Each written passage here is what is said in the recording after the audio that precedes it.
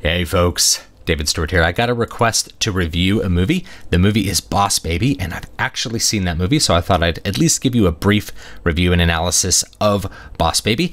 It is a family animated comedy that is based on the book The Boss Baby, or I should perhaps say inspired by Boss Baby, because it takes the main idea of Boss Baby and goes off into left field with it and really takes it to 11 in a lot of ways. The main idea that is packaged in the movie is you have the main character, Tim, and he gets a new baby brother.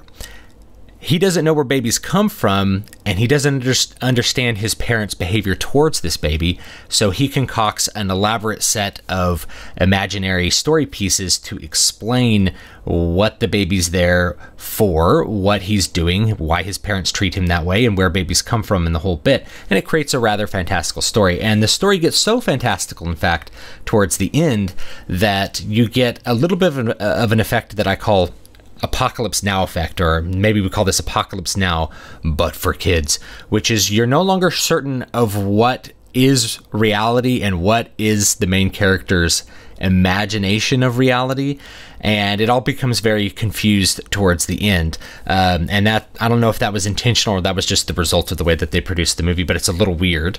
The main explanation that Tim, of course, comes up with is that the baby is from the company that makes babies, because he doesn't know where babies come from, and the baby's bossing his parents around, so he must be a boss at the company that makes the babies. Therefore, the company that makes the babies must be staffed by babies. But how do the babies run the company if they grow up to become people? Well, they must have. So each plot device ends up having a solution that he comes up with that's highly imaginative, and it creates a very weird story, but one that I think is actually kind of cool and kind of effective. If you don't like family animated comedies, this is not one that's probably going to change your mind, but if you like family animated comedies, you're probably going to enjoy this one. There's two layers of humor. There's an adult layer, and then there's the basic child layer that's more direct and in your face, so you can watch it with your kids. There's references to, like, where do babies come from, but they don't explain it, and so it's funny for the people who know, and kids will probably just miss the joke. And I think that is one of the main draws of this sort of genre of film. But if you're not into it, this one's probably not going to change your mind. Let me briefly go through some of the categories that I talk about. This movie was pretty much average across the board when you're comparing it to other movies in the genre, other animated movies, versus comparing it to movies in general. So that's the main point of comparison that I'm trying to make, is more contemporary animated movies. And as a result, I'm just going to kind of omit scores. You can imagine that they're all 7s or around 7. But let me just talk about some of the things that are there. So first one, the big category, production, we have aesthetics.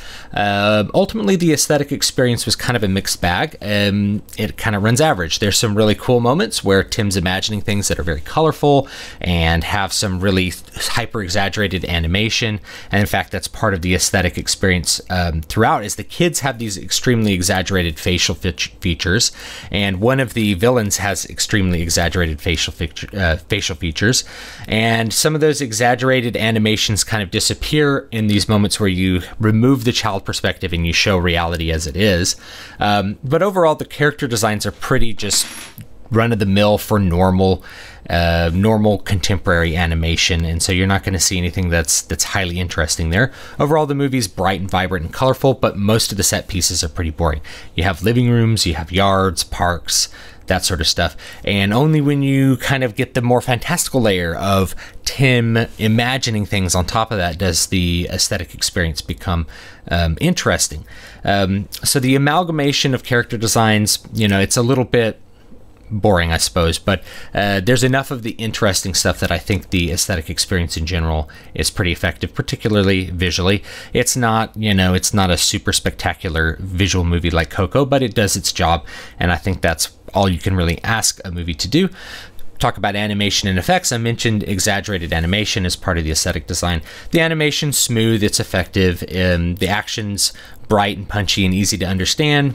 So overall, the animation is good, but of course, it's not quite at the level of like a Pixar movie or something like that. It's still pretty good. The soundtrack it's okay. There's no themes in the soundtrack that really stand out or are memorable. This is the case with most contemporary scores, I find, is that they tend to lack a lot of thematic material. There's even a lot of borrowed material from like Gustav Holst in various points in the movie, and that's a little interesting. But they did have one song that they used pretty effectively, and that was Blackbird, Paul McCartney's Blackbird. And I know that in the White Album, by the way, it's listed as Lennon and McCartney. John Lennon actually had nothing to do with the song and isn't even on the recording. Fun little fact. So it's one of Paul McCartney's songs, but they always published everything as Lennon McCartney, regardless of whether they were both involved in the writing or not. But they use it in several different contexts. One that's rather happy and pleasant, and then you get some really sad versions of it. So you kind of get to see the same song presented in a couple different lights, one that can make it kind of sad and one that can make it kind of happy. And I think they chose a good song for that, because the song Blackbird, it's in a major key, but has all of these sort of chromatic alterations and these chromatic lines that gives it a kind of a lonely effect, a little bit of a sad effect within the happy, kind of a bittersweet song. So there's a really good choice of songs to do this particular effect with. And so overall, I thought that was a good part of the soundtrack. I'm skipping sound design because it's just not very relevant for this sort of movie. You're watching it at home, you'll be able to hear everything. The mix is fine. It's not bad sound design, but it's not spectacular sound design, and it's not the kind of sound design that you would specifically notice as this is great sound design. So it works. I'm just omitting any kind of special detail about it. Let's move on to story. I'm going to actually talk about this setting as its own unique thing here. The big setup is what carries the movie as a whole. The new baby joins the family.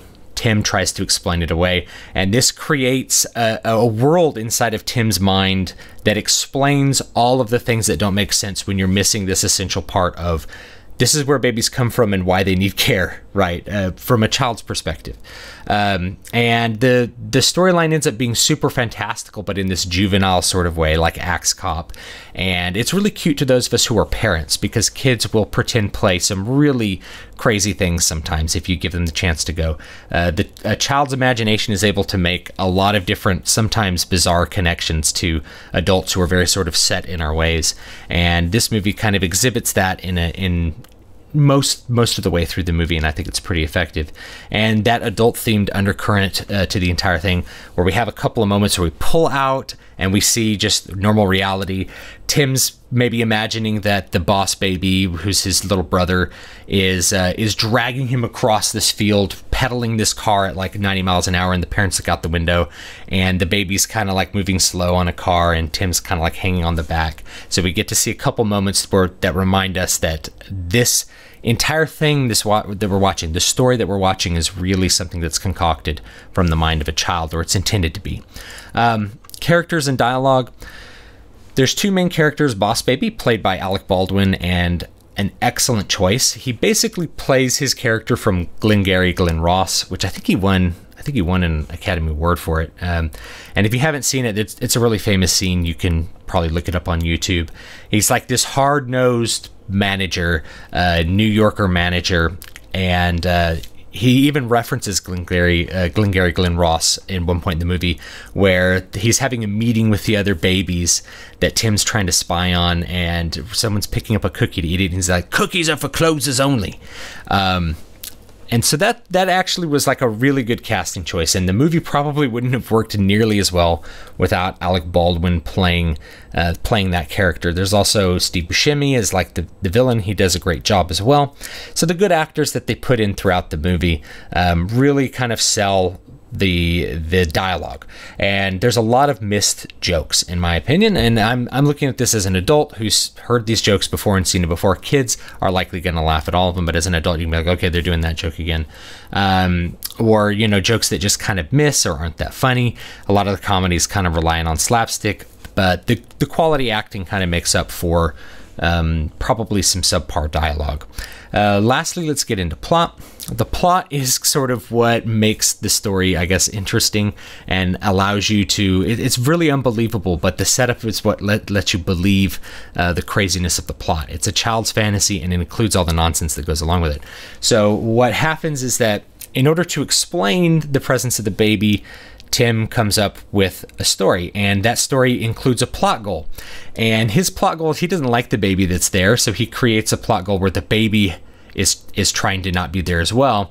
And they imagine this the baby's not there to be his brother. He's there as like a spy.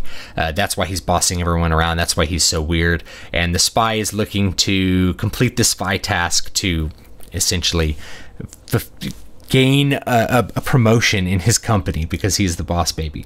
So you create a crazy plot goal, and then of course, because it's a child's mind, you invent really weird obstacles to stand in your way of that plot goal. And if you look at the movie from that perspective, is that each plot goal is a child's imagination of each obstacle to the main plot goal is something that a child imagines. So it's like they're going to launch this product at the end of the movie, and they're launching it with a missile, not the way that you think you launch it, which that entire thing's based on the child's misunderstanding of the word launch, or what his parents do, which is they work in marketing and launch products. But there's lots of stuff like that kind of just, this is a new plot goal, or this is the new plot impediment to them, and it's always something that's rather fantastical. And then they come up with a really fantastical way of overcoming it. They get caught in a trap that's like clearly from Indiana Jones. You see the mouse trap. Like if you guys have ever played Mousetrap, it's just a giant mouse trap that catches them in this trap while they're trying to accomplish the boss baby's goals. There's a lot of these moments that are like that are highly fantastical, and they get so crazy that, like I mentioned, at the end of the movie, you are no longer sure what is reality, and they don't really kind of pull you out of the delusion to let you know just what exactly you were watching. But it all kind of works, I guess, and it's fun enough that I enjoyed the journey. The twists are unbelievable, but that's part of the setup. It's one of these things that children come up with, things that aren't believable and don't make sense, and that's kind of the fun of the movie. So overall, I enjoyed it. I guess it's like a 7 out of 10. It's an average kind of movie, but keep in mind I'm comparing it to other kind of animated movies that are around, family animated movies, so keep that in mind.